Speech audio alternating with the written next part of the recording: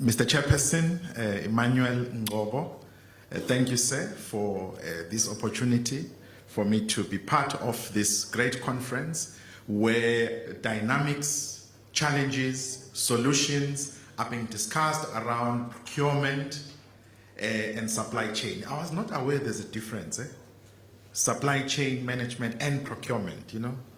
I've learned a lot sitting there and making some notes.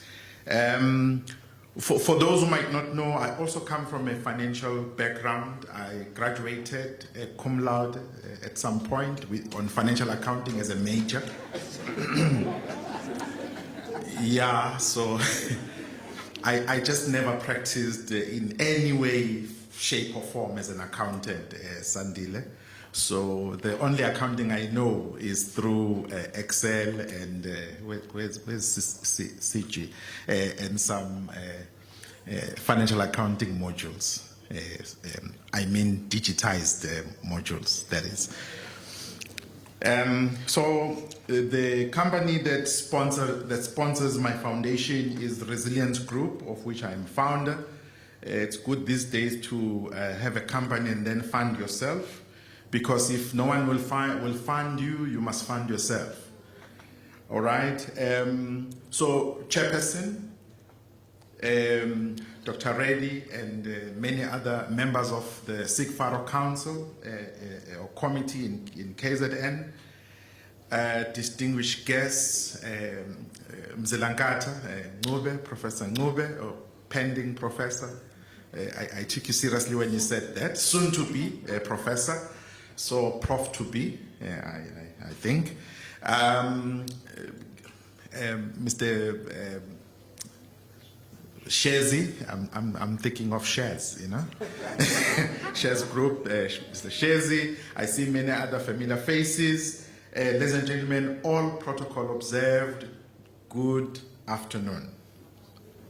Hello, good afternoon. Okay, all right. Hey, Mr. Ngobo, I always make this disclaimer. I am not a motivational speaker. I think I have to say that because I have a brand to protect. Whilst the deliberation I'm going to have in front of you will have some motivational and some inspirational elements. However, as a professional, I am not a speaker. I'm not a motivational speaker. I don't get up every day and look for opportunities to speak.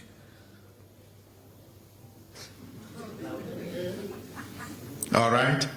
I went to school. No, I have to say that. I went to school, good people. And I'm still studying. Right. Okay, so sometimes when you write on your social media profile speaker, people think, oh, it's another motivational speaker. I'm not. Thank you very much. All right, so as you can see on the screen right now, there is an emblem smack dab right in the middle. So Ignite Knowledge Insights Laboratory is a division of Resilience Group, and we mainly focus on research about transformational leadership. So as procurement professionals, I am happy to report I do not teach everything on leadership. If you want me to teach on something else on leadership, I most probably say thank you, I will forego that opportunity. But if you want someone to speak and teach on transformational leadership, you have the man right here standing in front of you. Okay, so we spend time studying individuals, studying organizations, and studying how government does things in terms of the leadership space. I like the words. So you're going to be getting this presentation, and the words are on the notes of the presentation, and not on the screen itself, but on the notes section. So this is a song by Glenn Jones. If you know Glenn Jones, you are old. How many know Glenn Jones? How many know the song? Okay, good. Now, Now, Chairperson, the words of the song go something like this. I woke up this morning, right, and saw the handwriting on the wall, right? Time was passing me by so fast, I wasn't moving at all. So I looked in the mirror and said to myself, to live in this world, you've got to believe in yourself. Now, how many can identify with these words? How many? Let me see by the show of hands. How many can identify with this? So in other words, what this song is saying, I am somebody, right? I am somebody, and the world and the universe is mine, sorry. And the universe is mine. Now, it gives you a picture that actually there is another side to someone thinking and processing information as a victim. I don't believe that there's anyone sitting in this room who is a victim. For you to be sitting in this room, you must have got up and did something about your life to be even invited into this conference. And hence, I will never believe that there's anyone who is a victim here, unless by choice, of course. Now it says, I am somebody and the world belongs to me, all right? And the universe is mine. Now, that comes from a very abundant mindset. It's a different kind of mindset, and I would like to link it with my presentation today. I think it is a transformational mindset. It's a mindset, in fact, that is contagious. All right? And I think in our organizations, wherever we come from, in our communities, in our homes, it's a mindset that is much needed. You know, there are those people, when you meet them, they just do something to you. They inspire you. You know, they make you want to become better. And those are the type of people we need in this world. And so as I continue with my presentation, which is not going to be long, Chairperson, I'm going to use today a different method. I'm not going to use the miniskirt method. The miniskirt method, for those who don't know, is a method of speaking where you are short enough to be attractive but long enough to cover the subject. I see the ladies are smiling. And you can see the seriousness on my face, which does tell you that I'm very serious about what I'm saying. I am not making any kinds of innuendos, which are inappropriate in a professional environment, at work or anywhere else. Chairperson, I'm going to use the aerodynamic Airbus method. In other words, I'm going to try and gain momentum on the runway. I'm going to try and achieve on the runway the speeds of about 300 kilometers per hour. And then I'm going to try and take off, you know.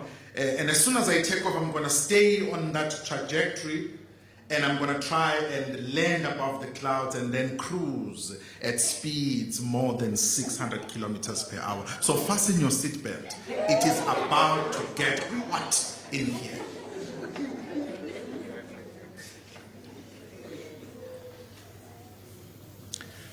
My topic, Chairperson, relates to an area of leadership which is called personal mastery. Say someone next to you, personal mastery. Please don't say mastery, mastery.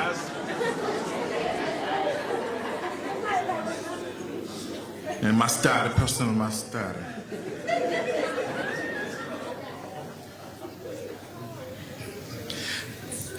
Now, look at someone sitting next to you and say, he's talking about the private side of leadership.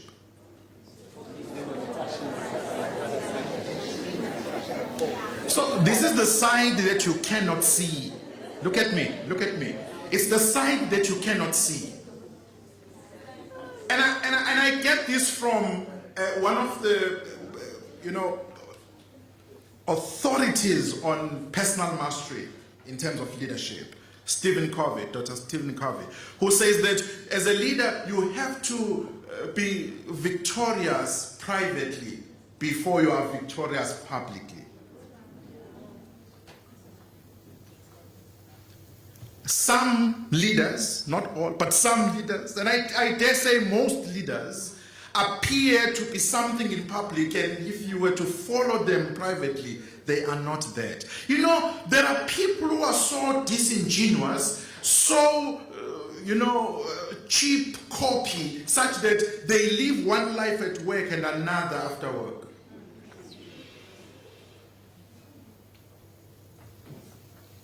SCM professionals and procurement professionals, don't be the kind of professional that does, shady deals in coffee shops. We can see you. Don't be that kind of professional. Be a professional who's actually conquered and mastered themselves privately so that you can win publicly. So tell the person next to you again that there is a close correlation. Say that. Come, do it. Come, illustrate it with your hands. There is a what? A close correlation between your private life, say it, and your professional public life. There is a saying in Personal Mastery, Chairperson, that, and I want you to write it down. Write it down. There's a saying in Personal Mastery: truth leaks. Truth. Okay, truth. Truth leaks. All right? And Dr. Reddy, in Zulu, iqiniso liyamfimfa. Like, write it down, it's very important. Iqiniso liyamfimfa. For those who didn't go to a proper school that has a Zulu teacher like me, iqiniso is IQINISO.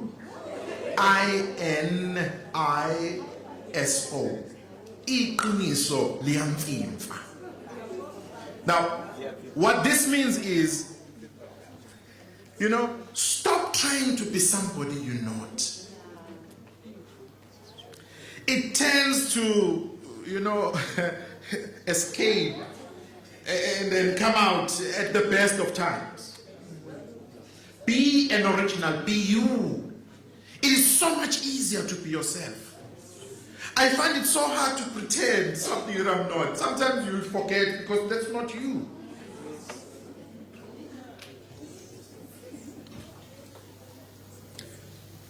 Now, I'm going to base my presentation, Chairperson, on 3 subtopics.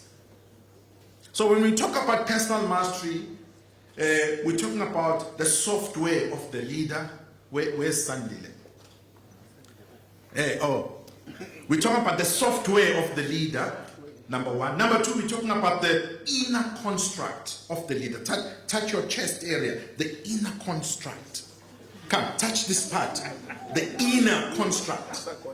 Come, say it to yourself, the inner construct. And then the mindset. That word is wrong way, wrong side, wrong way. It's supposed to be set mind, but it's mindset. It's the way your mind is set up. Right?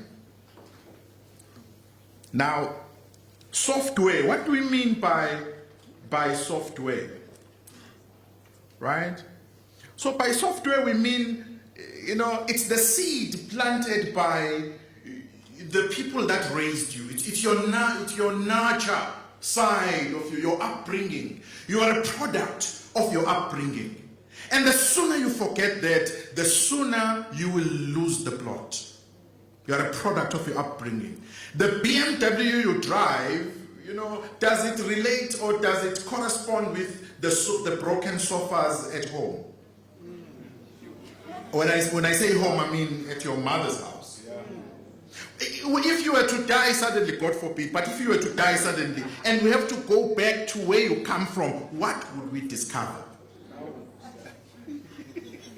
Something wrong with the software. Something wrong with the software. All right? This conference, for example, is part of the software. So much software upgrade has been done in this conference. All right?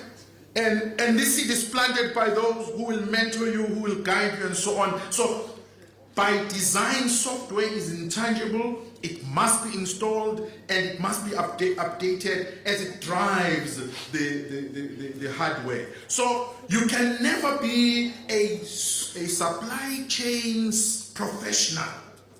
Beautiful hardware with all the gadgets and the iPads and whatnot and what is. All right, and yet in your mind and inside of you, all right, is a software which is Windows 98. Hello, Windows 98. Hello? Hello? You know, people who have Windows 98, they have a strange, they are the kind of computer that doesn't do things at the time that it should do them. And if it gets to do them, it takes long. You can say this computer has not been updated recently. A typical example is when you send an email, and I always use this example. Send an email to a government official. You'll be lucky if they respond. I'm a client at Ethekwini. I'm a client at Ethekwini, and I'm impressed with their response to my emails. Mr. Ngoba, I write a lot of emails. I'm educated. Because I write a lot of emails, and Ethekwini just responds. I love Ethekwini. Oh my God.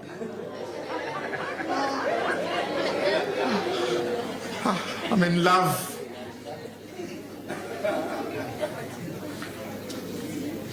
If there's Ethekwini, I'm not sure if they should be here. If there's Ethekwini here, tell everyone in your offices, hey, Wabaza is in love with you. Ethekwini has changed my mind about local government professionalism. Quickly, the inner construct. What do we mean by the inner construct? By the inner construct, we mean the process that you are going through. You see, for you to become a transformed and a transforming person, in other words, a transformational leader, you need to be a person who can submit to a process. We have many people who are fly by nights, fly by day, fly by lunch, fly by procurement, fly by contract, fly by everything about them is fly by. Even the degree they did at UNISA is fly by. Maybe UNISA needs to relook at these people. Now, this process requires humility. You can never submit to a process if you're a proud person. If you are not humble, you cannot submit to any process. You will want to do shortcuts, you will want things to work quicker, and you'll try to avoid the layers, the layers, right? So this is the inner construct, in other words, is the building of your character, it's the building of your integrity, so that you become a true, authentic, and original person.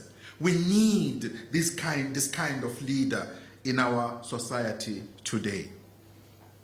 So inner construct has to do with your convictions. Look at the person next to you and say, your inner construct is your convictions. Yes, we're working in this presentation, eh? Yeah, we're working. So it's your convictions. I am so frustrated by people who have no conviction about anything except themselves. We have professionals in local government, in provincial government, national government, who are only interested on themselves. They are not interested in anything else. Their convictions are fluid. They are fluid when it comes to other things. But if you were to touch them, you will know how convinced they are. Touch them, then you know. But for them to stand up for what is right, and challenge the status quo? No. They will tell you, I'm here for my children. And I have a bond to pay. And I've just bought a car. So I cannot afford to be seen as controversial. And I cannot afford to get it on the wrong side of the powers that be. So that's the mindset. I mean, that's the inner construct. The mindset. What do we mean by the mindset? By mindset, we mean the future, the desired outcome. That which you as a transformational leader, a transformed leader, a transforming leader, in other words, transforming others as well. It's really what will come out of the process. So your mindset did not happen yesterday. Right? Your mindset is an outcome of a process that's more than a year ago, 5 years ago, 10 years ago. In fact, it is so difficult to convince someone who is set in their ways. Isn't it? Very difficult. Why? Because, again, I say this, with all the humility I can summon, that you can never teach an old dog new tricks. You can try, but fortunately human beings are not dogs, and human beings have something wonderful called humility, and human beings can learn, even at an age at which I'm afraid of saying we're old, but yeah. Okay, so your mindset is a product of what was deposited in you. In other words, the software, right? It is also a product of the decisions and choices you make along the way. That is your inner construct. So it's important that you update your software, right? It is also important that you work on yourself. That's the inner construct. So that your mindset is always fresh, crisp. What are other words? Synonyms. Fluid. Open-ended. Some people have a closed mindset. You can never tell them something new. They say, no, it was always done like this. You know, Steve Jobs asked his team, why do we need a fixed keyboard on a phone? Why? You must have a keyboard that you can hide away if you don't need it. And let's get a mouse, a cursor, let's get a mouse so that you can go anywhere on the screen and click on something that looks like a folder. And why can't we have a camera on the phone? Hello? And why can't we have internet on the phone? That was Steve Jobs. And an iPhone was discovered. And he didn't create something new. He simply thought differently about things. Hello? I was listening about how we are stuck on the paper trail and how as organizations we have not come to a point where we say all our systems are automated. The question I must ask Nobe is, where is the wheel? Shares. Where's the wheel? Because it's the leadership wheel that is missing in that case. So those are the 3 points that I'll be covering today on transformational leadership. So we need to make the right choices. We need to learn from others.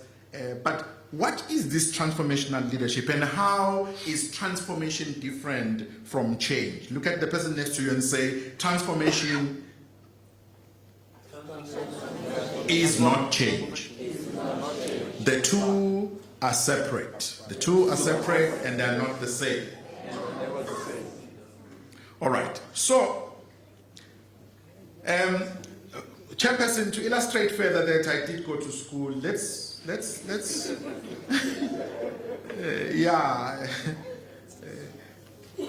So let's look at the etymology of transformation. Where does this word come from? So for us to understand what we mean by transformational leadership, we need to understand the word transformation first. Where does it come from? All right, so transformation we get it from the Greek word metamorpho. Metamorpho. There's you know metamorphosis. The etymology is metamorpho. In fact, in other versions, if you look at other versions or other dictionaries, it says it comes from metamorphe. Yeah, these are important variations of the word. So there's transformation, there's transforming, there's transformed. You get what I'm saying? So there's variations of the word. Prof, so the word metamorphosis, right, is derived from metamorpho, but in this case, it means the process. All right? So transform being the verb, metamorphosis, shows now the process that you go through. So metamorphosis describes or derives from the Greek word, which is made up of two words. The first word is meta. Come, let's speak Greek. Meta. Meta. Right? Which means after. Okay? That is where we get the word trans. Say trans. Trans. Trans means beyond. After something has happened, right? And then the other word is morphe. Come, speak Greek with me. Morphe. Speak like a good Greek. Morphe. All right? Morphe means form. Hello? Come, say morphe means form. Like, before you were born, you went through a process called morphe. You became a what? A form, isn't it? And we knew that you were okay because we came out with all the limbs that we know you should have. This morning as I was driving here on SAFM on the news, one of the game rangers in Sri Lanka, the 3 game rangers in fact, stumbled upon a very peculiar snake which has 3 eyes. And it has been collected, Dr. Reddy, to their lab, and they find that the 3rd eye actually works. All right, so talking about form. Form. So, in mid-14th century, this word was used in transitive format. In other words, they used it to mean that something is changing from something to something. And then from the French, still in the same era, not era. Hey, yeah. Some of us went to school, eh? Yeah. You know, there's a saying, Dr. Reddy, some went to school, some school went through them.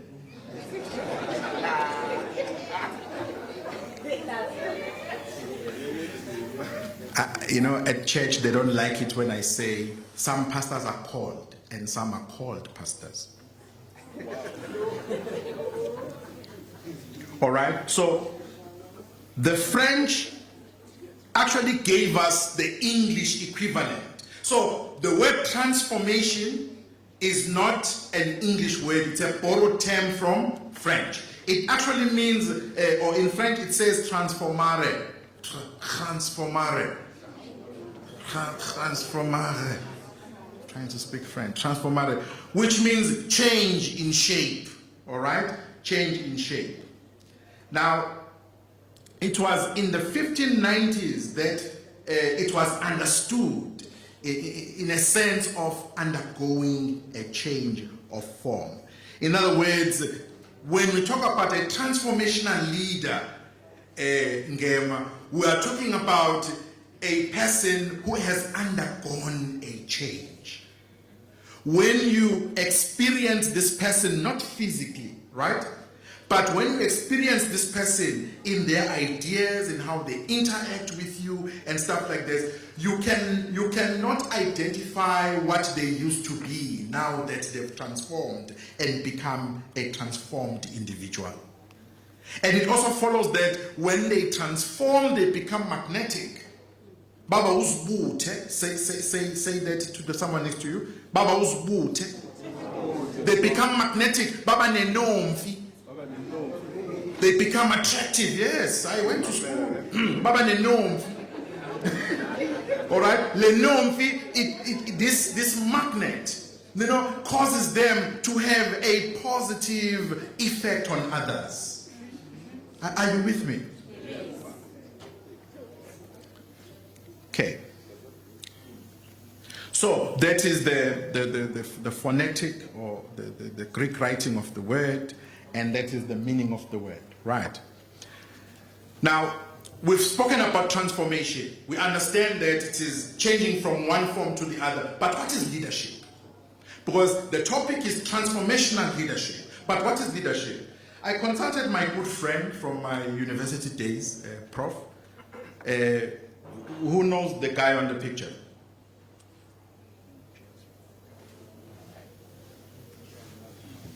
Okay, that is James McGregor Burns, right? James McGregor Burns, all right? So he defined leadership as a transformational process, all right?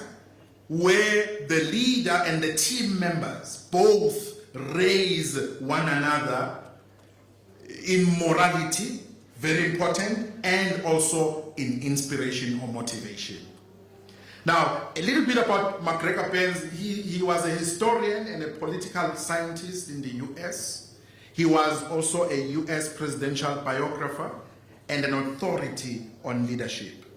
He was the one that introduced the concept of transformational leadership in his 1978 book called Leadership.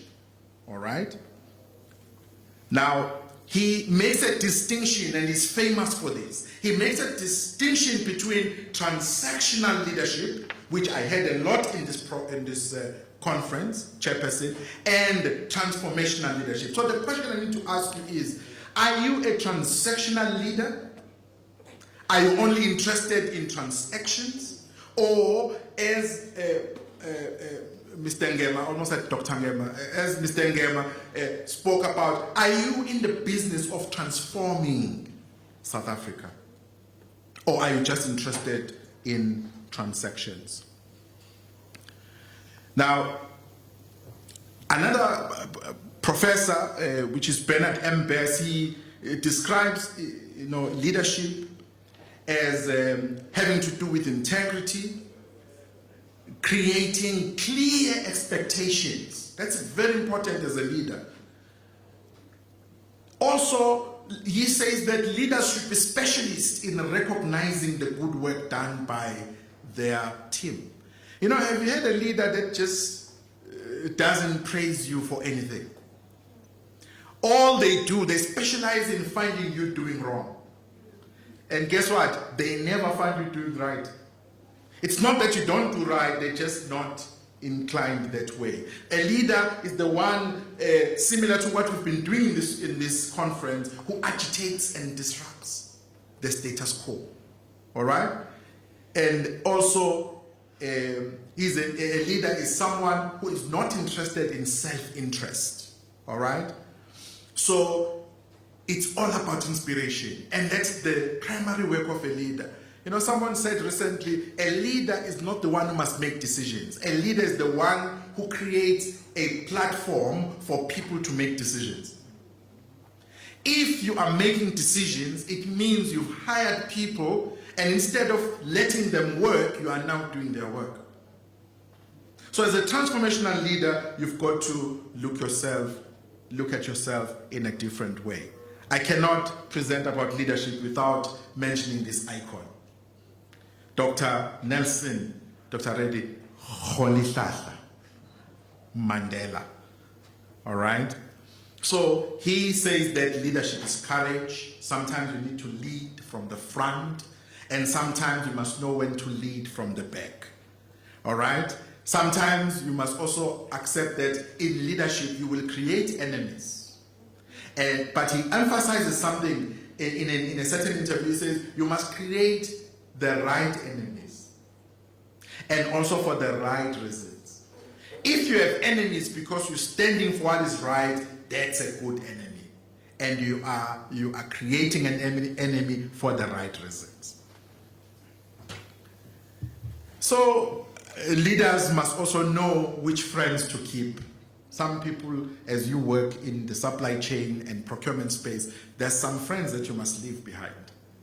You cannot associate with everyone, sorry. Of course, we know him for his smile, yes? So he was a man who smiled a lot. He also said that as you lead, you must have nuances, you know. You must be a person who's able to understand different cultures, different persuasions. You must be a unifier, a person who's able to unify imhlambe yalanayo. You know, that's the type of person you should be. Also, he said something powerful. He said, a leader is someone who knows when to quit. Hello? Yeah, don't listen to people saying, no, never quit. No, you must know when to quit. You know when they've tried everything to get rid of you in your municipality, and then they slap you with sexual harassment, and then they get the police on you, and then they know when to quit. All right? But quit for the right reasons. All right? So Nelson Mandela, for me, is a symbol of a transformational leader. All right. So leadership, in my book, I've explained it as convergence. In other words, when we speak about leadership, we're talking about a convergence of three things. One, it is something that most speakers on this podium spoke about, a radically progressive mindset. As a leader, that's what you need to have, a radically progressive mind. Why radical? Because if you are not radical, you'll never change anything. Look at someone next to you and say to them, if it doesn't make you angry, look at them. If it doesn't make you angry, come, say it to them. You'll never change it. Is that true?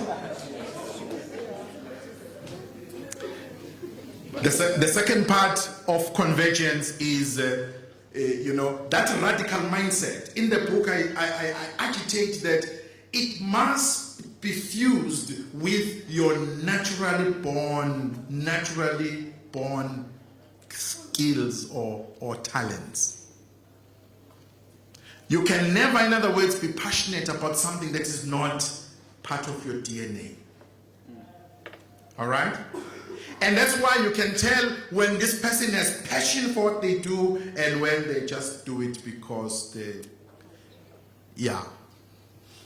I've got a family to feed.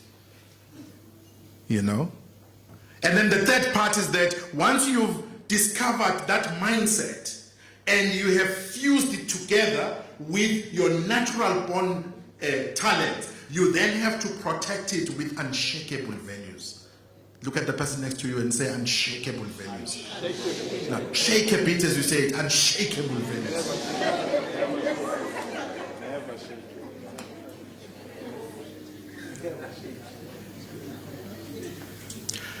So transformational leadership, therefore, is a leadership style.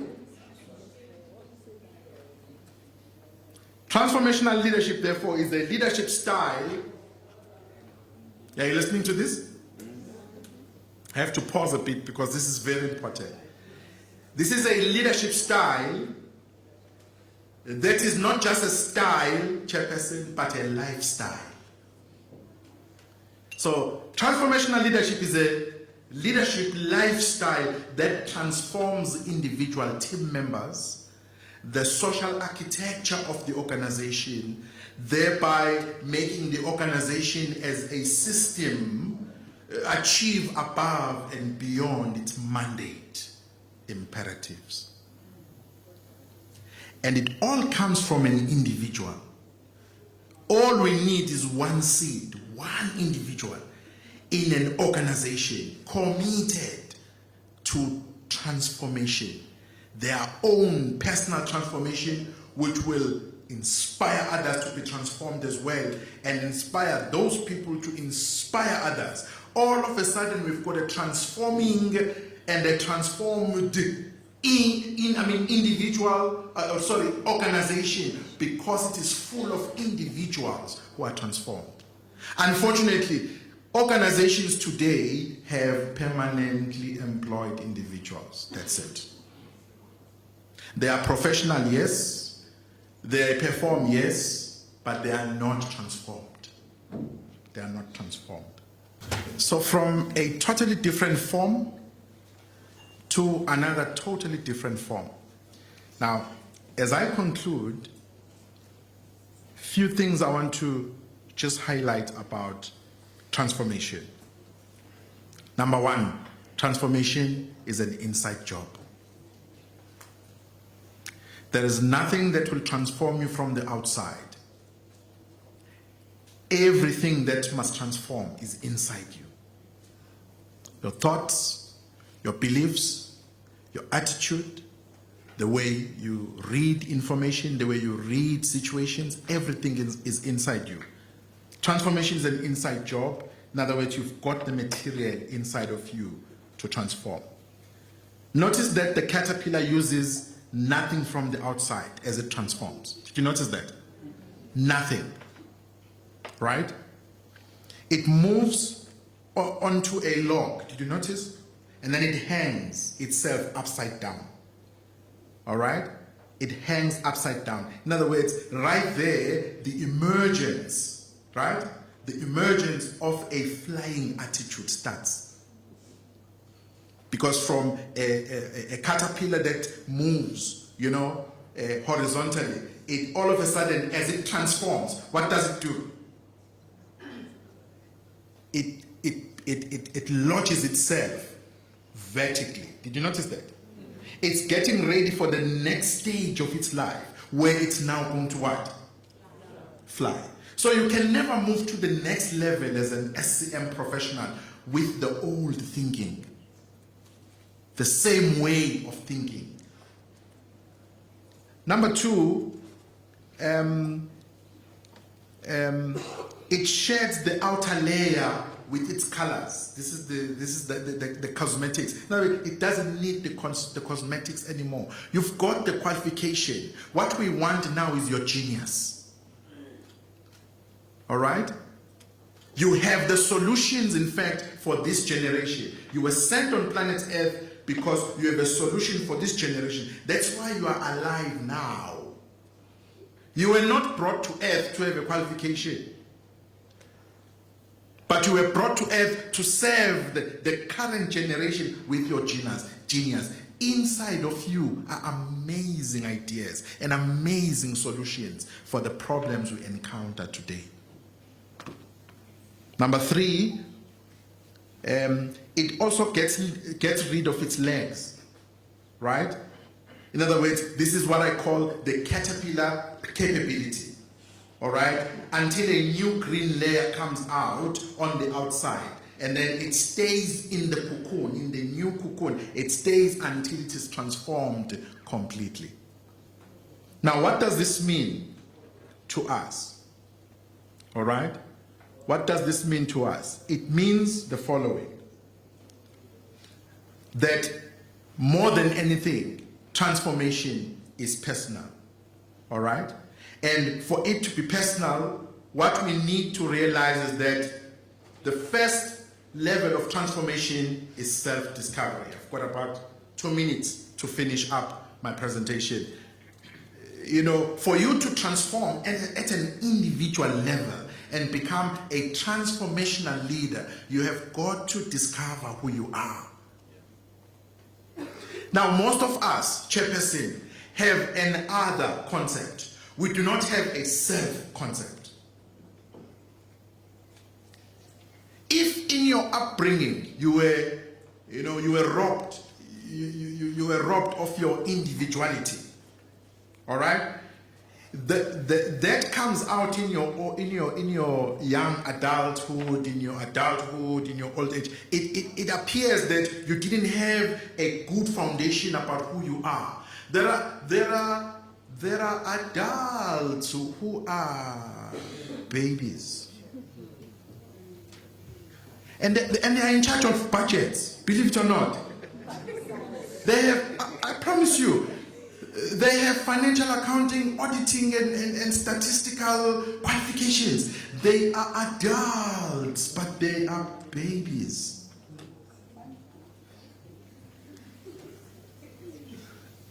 And I cannot stress enough, Chairperson, when I say transformation is personal. And it cannot happen in a room like this one. It has to happen from a seed planted by this room. Hello? A seed planted by this room, and then the work, the 90% of the work, in fact the 98% of the work happens privately. Some of us sitting here today need to be honest about themselves. You need to be honest that actually you are an angry person. And your father has something to do with it. Yeah, I'm coming closer. Can I come closer? Your mom has something to do with it. And in fact, your father left your mom, and that precipitated a whole lot of havoc in your life up until today.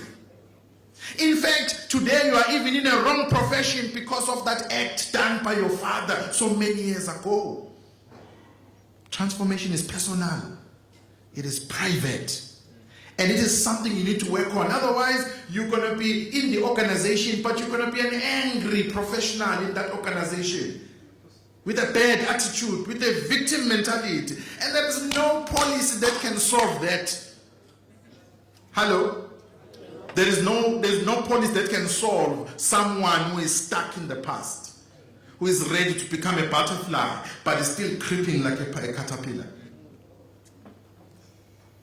Telly Rand once said, I am afraid, or I am more afraid of 100 sheep led by a lion than 100 lions rather led by a sheep. What does it mean? It means that leadership in its core, for it to be transformational, it has to be personal. We cannot remove personal risk from the job you do as an SCM. In my matric year, we were all accounting fundis in Gajen, in Pietermaritzburg. The guy that I graduated with at matric, we went to the same institution to study accounting until we did our postgrad in financial accounting.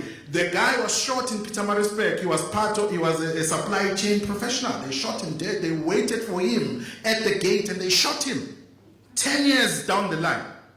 10 years ago, they shot him. So your job cannot be, it cannot be bereft of, I had a big term used by the prof, your job cannot be bereft from personal risk. If you're going to stand for what is right, be ready for a bullet. If it comes to that. Yeah, someone is saying, Because of time, I'm going to skip this. I hope you invite me to I mustn't say Chairperson. But yeah. But I wanted to say something about learning something new. Right. But maybe let me skip it and go to humility. Number 2, once you've discovered who you are in your transformation has begun. Then you need something very important. You need to be humble. You need to be willing to put yourself down, put your pride down and learn. Let me illustrate this with a picture. Who's that? Someone saying Lionel Messi. Who's that? It's Lionel Messi. Yeah, it's not Lionel Messi. Growing up, I never understood that the singer was Lionel Richie. I thought he was Lion Richie. Lion Richie. Now, Lionel Messi was the highest paid footballer in 2014, all right? Pocketing close to £1 million, which is at the time equivalent to 180 million a week. In 2014. Now, this was his salary, right? And excluding numerous sponsorships, by the way. We're not counting sponsorships, just the cash component, right? Now, which means he was the highest paid compared to the other two that came after him, which was Neymar and Ronaldo, right? But here's the crux of the matter. Here's the crux of the matter. Even earning 180 million a week, Lionel Messi had to listen to a coach. And Chairperson, because of time, let me end here. Let me stop at this point and say, you need to discover yourself, discover who you are. You've got the qualification, you've got the salary, you've got the experience, you've got... Please, go and revisit who are you. Because we can never define you by your qualifications. We need to define you as a human being. Who are you? Out of 7.7 billion people in the world today, including the 200,000 babies that were born last night, minus the 100,000 people that died worldwide last night. Who are you? Are you just a cheap copy? Or are you going to start today and discover who you are and humble yourself to learn and become a great original? Chairperson, thank you.